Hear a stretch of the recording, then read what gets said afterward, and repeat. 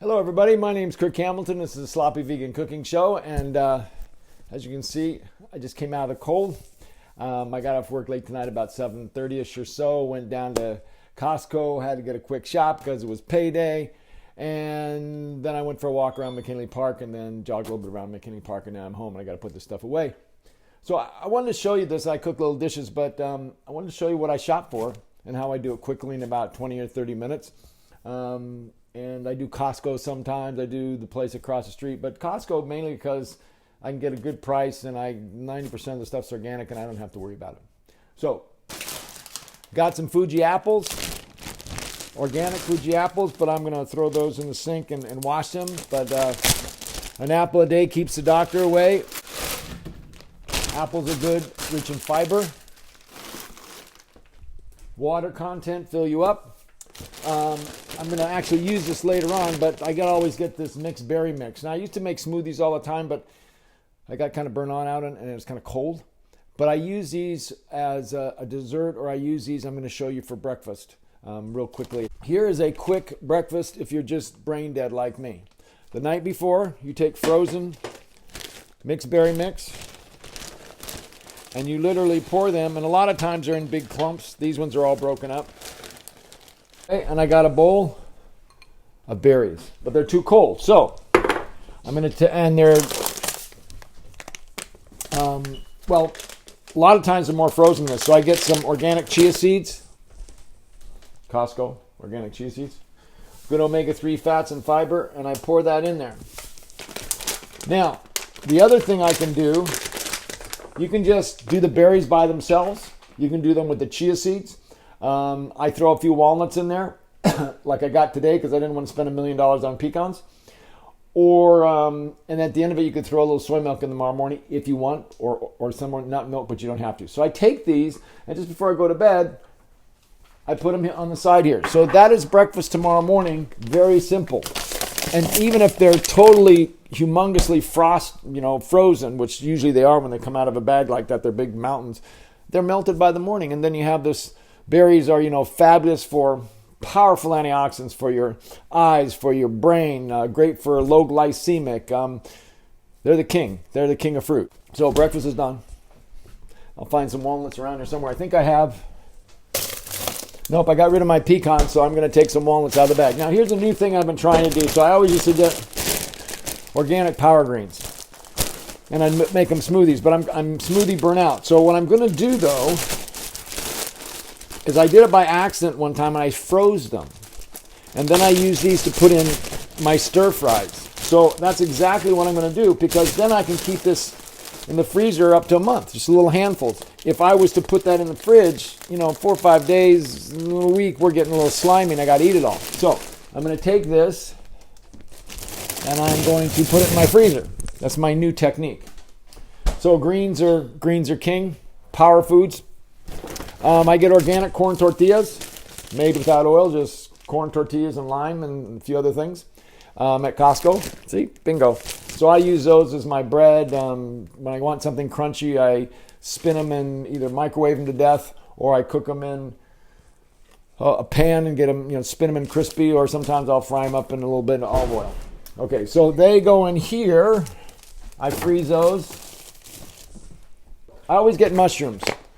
The problem with mushrooms is I got to cook them all at once because they get slimy if you don't. But you get organic mushrooms, and the white ones are $1 cheaper than the portobellos. So I run into that big freezer section in Costco where you're freezing your butt off.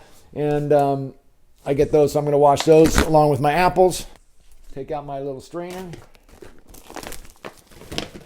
Dump those in there. And that's in the sink. And I'll do that. Okay.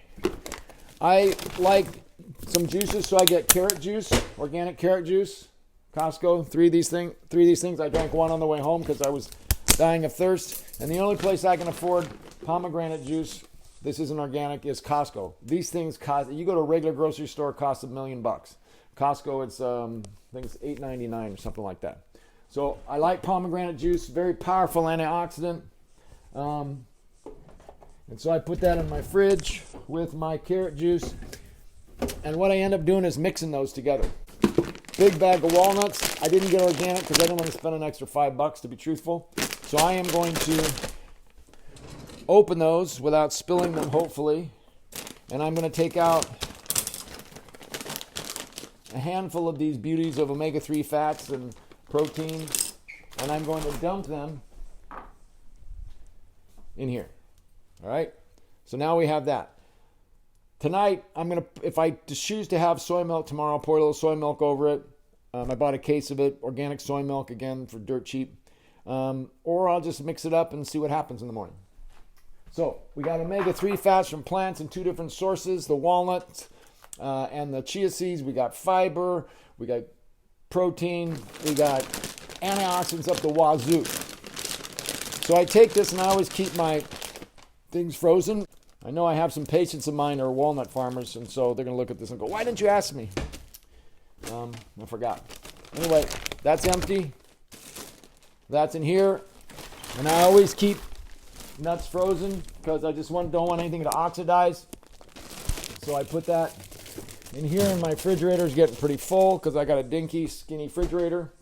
This fermented soy, double fermented soyu was really good. I found it on the shelf at Save Mart. I used it on my sushi, which was awesome today, and I have confirmation from Karen Ray in the lab.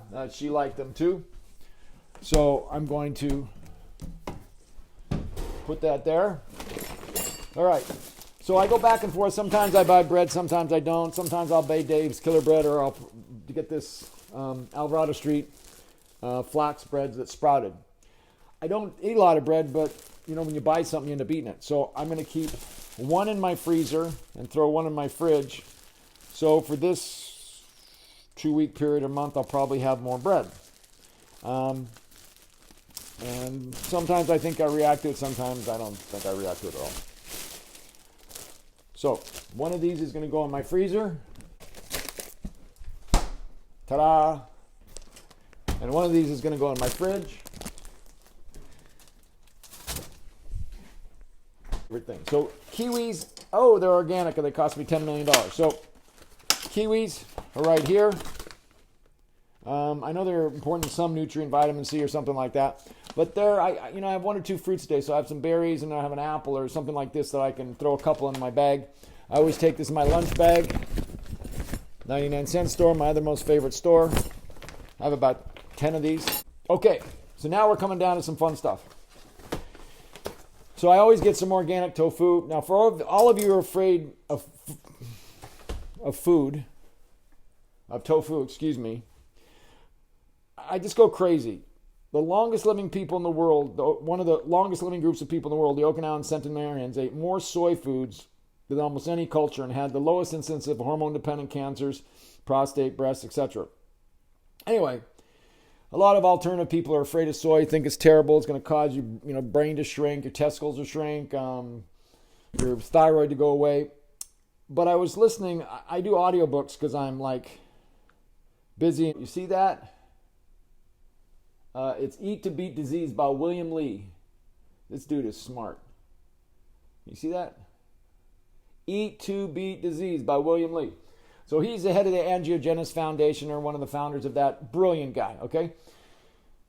He's an MD researcher. Anyway, he's giving a talk. I'm just walking down the park today, McKinley Park, and I'm just tripping. And he gets off on explaining how genistein is, so highly excreted in the urine of these rural China populations that are eating, soy and vegetables and blah, blah, blah, and how it's so freaking protective against breast cancer and prostate cancer, and over again. He's saying eat whole soy foods. It helps inhibit negative bad angiogenesis in the heart, blah, blah, blah. So it's good for the heart.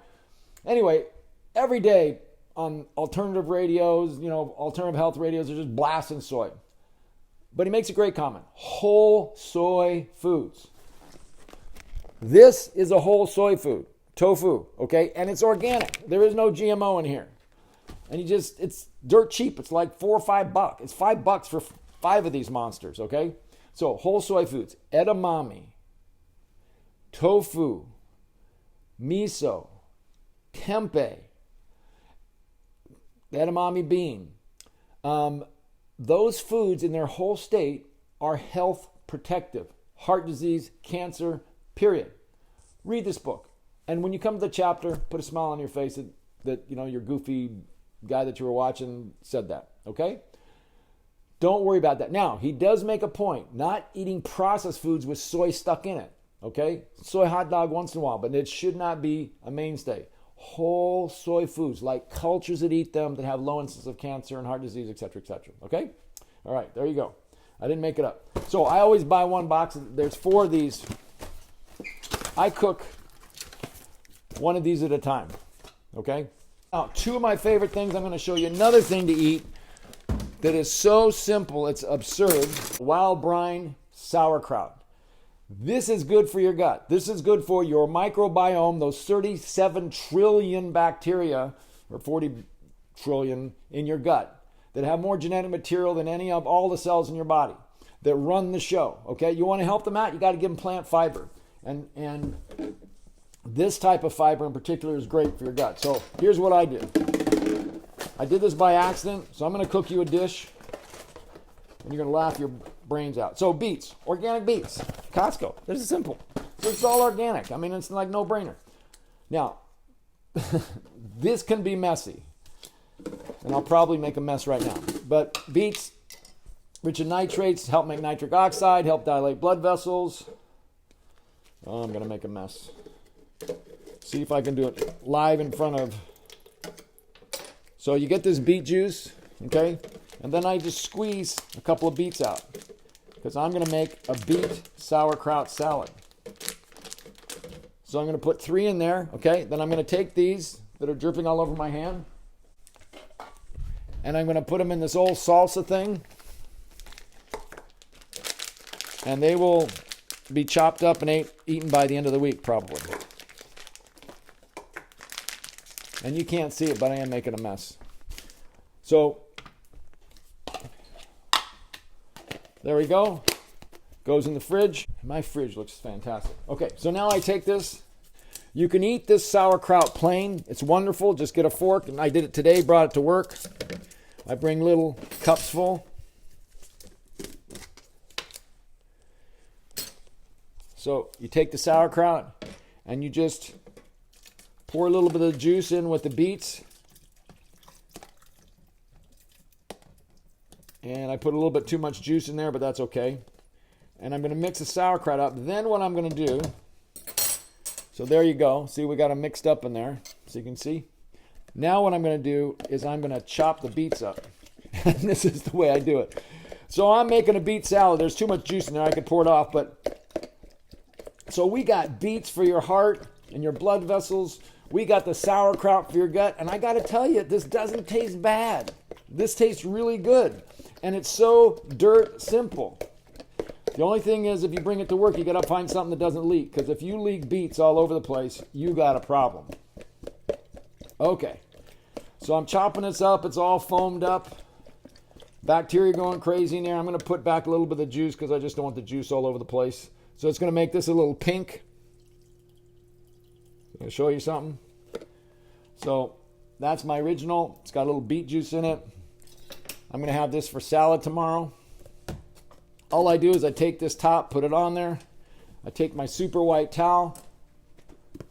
I am ready for lunch tomorrow. But I'm just telling you, if you bring this salad to work, you better have a container that doesn't leak. Otherwise, you're going to have to. It's in the thing. All right. So I am the Sloppy Vegan. This is the Sloppy Vegan Cooking Show. I'm going to go wash my mushrooms and my apples and my kiwis. We made a salad for lunch and we made breakfast. Okay? Then I'm going to take my vitamins out and put them over there. So I am ready to rock and roll. I got to clean up a little bit of mess here. That's how easy it is to buy 90% organic food without working too hard. And now I'm set for the week. I'll just cook from whatever's in my fridge. So you have a great day. I'll talk to you soon. And be well.